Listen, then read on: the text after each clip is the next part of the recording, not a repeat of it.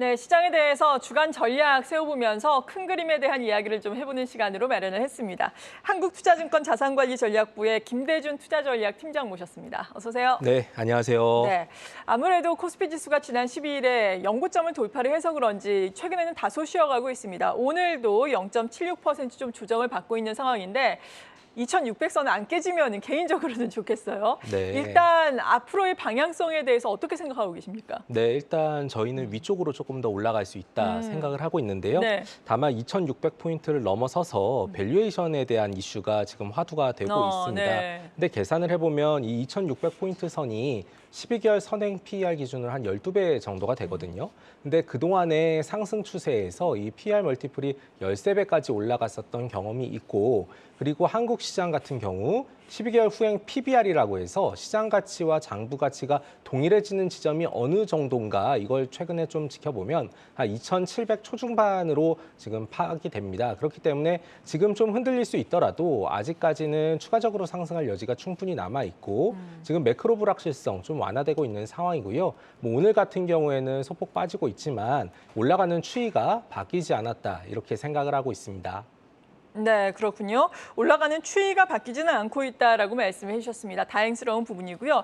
아무래도 또 관심이 많은 것이 반도체 쪽이 될 겁니다. 최근에 반도체가 너무 많이 올라오지 않았습니까? 미국에서도 뭐 AI 반도체다라고 해서 너무 많이 올라보다 보니까 또 고평가에 대한 논란도 지금 지고 있는 상황. 오늘은 또 반도체가 하락을 하고 있는데 이 반도체주에 대해서는 어떤 생각 가지고 계세요? 네, 반도체는 지금 많이 올라왔죠. 그래서 그렇죠. 좀 단기적으로 차익 실현할 수도 있는 타이밍입니다. 근데 궁극적으로 길게 보게 되면 지금이 어쩌면 반도체를 비롯한 IT 업황의 반등, 이 초기 국면이 아닌가 생각을 하고 있고요.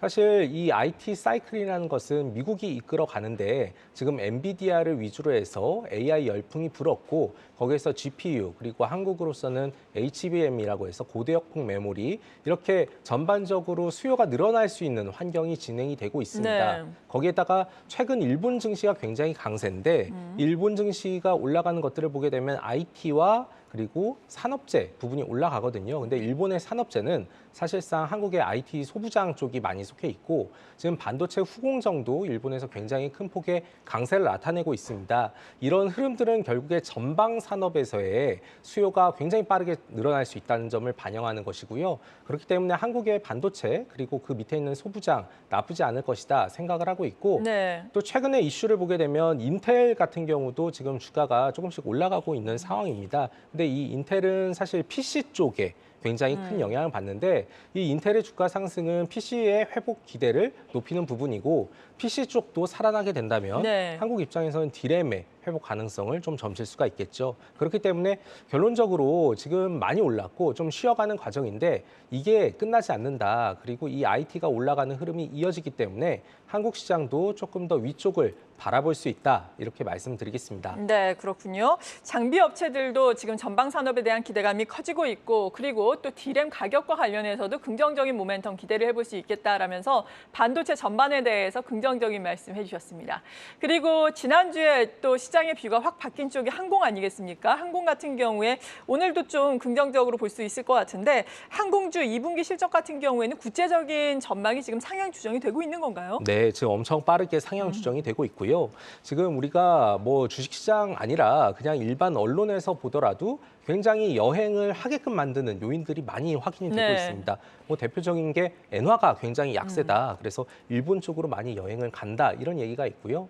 또 이 단거리뿐만 아니라 장거리도 이제 여름이 다가오기 때문에 여행 성수기에 진입해서 뭐 대한항공이라든지 아시아나 이 국적기의 수요가 늘어날 것이다, 이런 네. 전망이 굉장히 강해지고 있어요. 거기다가 유가가 최근에 좀 하락을 했죠. 유가가 지난주 기준으로 WTI가 71달러 선인데, 유가가 내려가게 되면 아무래도 이 유류 할증료가 떨어지기 때문에 항공사 입장에서는 비용이 줄고요. 그리고 여행 수요층인 일반 개인들은 여행을 하려는 유인이 강해집니다. 그렇기 때문에 이 주가는 조금 더 위로 올라갈 수 있다 생각을 하는데, 문제는 이러한 기대를 미리 다 반영을 하고 있는 네. 상황이에요. 그래서 최근 뭐 LCC라든지 여러 가지 이 항공사들 보게 되면 뭐 10% 또는 많게는 20% 이상 올라간 과정이기 때문에 그렇죠. 이 부분을 조금 지켜볼 필요가 있다 생각을 합니다. 그래서 단기적으로 급등한 이 항공주에 대해서는 이미 갖고 있다면 모르겠지만 지금 들어가기에는 조금 지켜봐야 되겠다. 이렇게 저는 말씀드리겠고요. 만약에 실적이 특히 2분기 실적이 턴한 게 진짜로 확인이 된다면 그때 한 번 정도 더 이제 진입 시점을 노려보자 이렇게 말씀을 드리겠습니다. 네, 그렇군요. 보유자의 영역이다. 최근에 너무 가파르게 올라왔다라고 말씀해 주셨습니다. 오늘 장 초반에는 좀 오름세를 보였다가 이 시각 현재 시장이 좋지 않으니까 음봉으로 전환하면서 내림세 보이고 있는 항공주가 좀 눈에 띄고 있네요. 보유자의 영역이다라는 판단이었고, 그리고 또 실적하면은 엔터주를 빼놓을 수 없잖아요. 1분기 실적이 너무 좋았고 엔터주들도 주가에서 이 퍼포먼스를 보여줬는데 2분기 실적에 대한 기대감도 사실 있단 말이죠. 하반기에 대한 기대감도 있고요. 네. 엔터주도 보유자의 영역일까요? 엔터주 보유자의 영역인데 네. 근데 이 부분은 이제 회사들마다 다릅니다. 네. 그러니까 이게 우리가 알고 있는 대표적인 엔터주가 뭐 BTS가 있는 하이브부터 시작해서 이제 엔터 3사가 있는데 각각의 주가가 굉장히 다른 모습이에요. 특히 하이브나 JYP 같은 경우에는 이 아티스트들 라인업이 굉장히 다양하고 네. 이 앨범 판매량이 계속해서 늘어나는 게 확인이 되고 있기 때문에 방금 말씀 주신 것처럼 2분기 실적에 대한 기대도 굉장히 높아지고 있다는 거죠. 그래서 뭐 BTS 이후로 뭐 하이브의 세븐틴이라든지 아니면은 JYP의 스트레이키즈 이런 판매량이 굉장히 많이 나오는 것들이 긍정적인데 근데 우리가 그것 말고 SM이라든지 YG를 보게 되면 굉장히 좀 저조합니다. 왜냐하면 라인업이 굉장히 조금 굉장히 좀 축소가 됐고요. 아, 네. YG 같은 경우에는 빅뱅 멤버들이 전부 다 계약 종료가 됐고 또 블랙핑크도 조만간에 재계약 여부가 그렇죠. 돌아오기 때문에 주가가 조금 덜 움직이는 상황이에요. 그래서 지금 굉장히 양극화가 되어 있고 되는 종목들은 되고 쉬고 있는 종목들은 쉬고 있는데 쉬고 있는 종목들에 대해서는 이슈 특히 방금 말씀드렸던 재계약이 어떻게 되는지에 따라서 추가적으로 긍정적인 소식이 나오면 들어갈 수 있다고 보고 있고요. 그리고 지금 올라가고 있는 JYP나 하이브 같은 경우에는 이 역시 보유자의 영역이다. 지금 들어가기에는 좀 버겁다. 이렇게 말씀을 드리겠습니다. 네, 그렇군요. 보유자의 영역이다. 거기에다가 지금 종목별로 차별화되는 움직임을 짚어봐야 한다라고 언급을 해주셨습니다.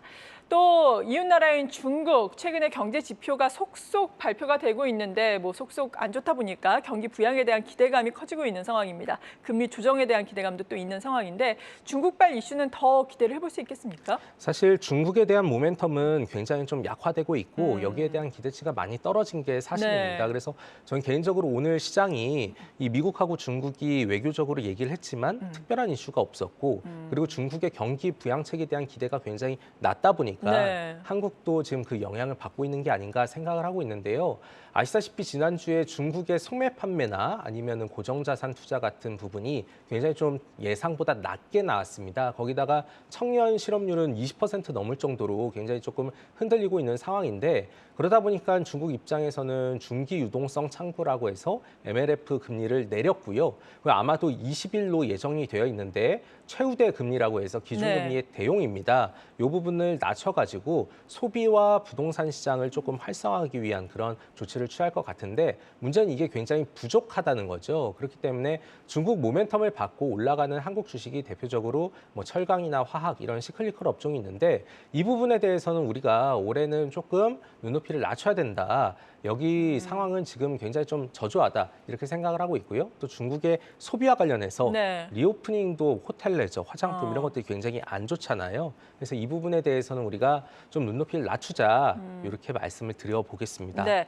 지금 뭐 외신에서는 또 중국에서 1조 위안 우리 돈으로 보자면 한 178조 원 정도의 경기 부양책을 할 것이다라는 소식도 전해지고 있는데 이 부분도 사실 눈높이에는 충족하지 못하는 건가요? 일단 이 소식이 지난주부터 해서 주말간에 계속 나왔는데 네. 만약에 그게 정말로 긍정적이었다면 중국 증시의 반등과 그리고 한국 증시의 상승으로 연결이 돼야 됩니다. 물론 홍콩 증시 같은 네. 경우는 조금 플러스긴 하지만 아직 중국이 열리지 않았고 이게 정말로 시장에 긍정적인 역할을 한다면 아마 중국 증시의 반등이 10시 반 이후에 한국 시장에도 호재로 작용을 할 수가 있거든요. 네. 근데 아직까지는 그 기대감이 굉장히 약하다. 그렇죠. 저는 이렇게 보고 있습니다. 네, 아무튼 중국이 어떻게 개장하는지 살펴보겠고 기대감은 다소 낮춰야 한다라는 의견을 주셨습니다. 그리고 2분기 실적 시즌이 이제 또 시작을 앞두고 있는 상황이잖아요. 어떤 쪽을 주목하고 계세요? 네, 지금 보게 되면 이번에 1분기 실적이 굉장히 안 좋았을 것으로 예상을 했고 네. 그렇게 나왔습니다. 그래서 앞으로 실적이 어떻게 변할 것인가 주목을 하고 있는데 긍정적인 부분은 2분기, 3분기로 갈수록 실적은 개선이 된다. 이런 추세가 지금 여의도에 잡혀져 있고요. 실질적으로 업종별로 종목들 좀 좋아지는 게 무엇이 있는가 이걸 보게 되면 지금 가장 실적이 빠르게 늘어나고 있는 게 자본재단, 그러니까 이 방산과 재건 사업 인프라와 관련된 부분이 지금 월간으로는 가장 빠르게 늘어나고 네. 있고요.